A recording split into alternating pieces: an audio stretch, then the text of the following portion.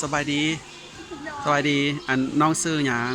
ลูกเสือดาด่าเนาะเจ้าอยู่อ่าอยู่บ้านหยังบ้านผัวสาปูภาษางอืสาวอ่าเมืองอนุวงศ์เนาะไซสมบูรณ์เจ้าโอ้โหสาวงามแท้น้องสาวนี่อันคายอันมักไม้อยู่นี่เนาะโดยเฮียนมอได้ละมหกเนาะโดยหกเฮียนหยังเรียนว่าสอดมสอไซสมบูรณ์เลยเนาะ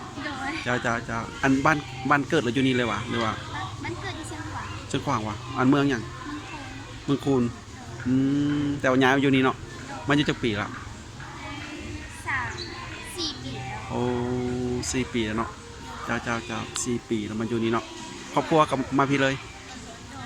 โดยยืมอายป่ะพ่อแม่เด้เป็นเสียแล้วพ่อแม่เสียหมดแล้วเนาะอันเสียหมดบ่เลยยังเจ้าเสียใจน้ำเด้อน้องสาวสู้ๆเด้อไอ้อันซื้อคิงหรือซื้อกหวังไอ้อยู่เวียงจันทน์ก็ไอ้เป็นก็ไอ้เป็นไกด์เป็นไกด์ท่องเที่ยวไกด์อังกฤษแล้วก็ไกด์จีนมื้อนี้ก็ได้มีโอกาสได้มาเที่ยวสำรวจแหล่งท่องเที่ยวใหม่อยู่ที่เมืองไซสมบูรณ์เมืองอนุวงศ์แขวงไซสมบูรณ์เนาะอากาศดีเนาะที่นี่เนาะอากาศดีอากาศบ่ร้อนกลางคืนนั้นห่มผ้าเนาะกลางคืนเนาะได้ห่มผ้าห่มหนาวบ่ต้องเพิ่งแอร์บ่ต้องเพิ่งพัดลมมาที่ไซสมบูรณ์มาที่เมืองอนุวงศ์ยามร้อนกับบ่จำเป็นต้องเพิ่งพัดลมบ่จำเป็นต้องเพิ่งแอร์เพิ่งอากาศธรรมชาติบริสุทธิ์อากาศเย็นดีสบายนอนหลับสบาย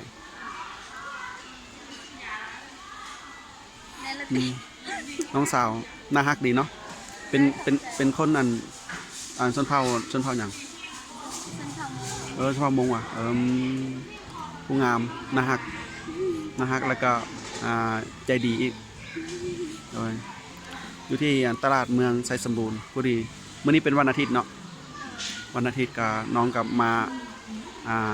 ค้าขายนำมาขายเฝ้าฮานเนาะเฝ้าฮานดีแล้วรู้จักซื้อขายขอบใจได้สำหรับคลิปเด้อแล้วก็ขอบใจ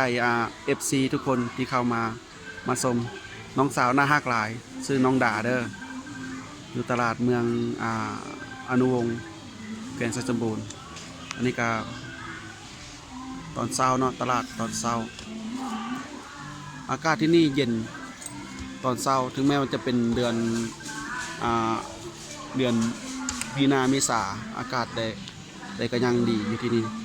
อากาศจะบ่ร้อนเข้าใจได้ทุกคนเด้อ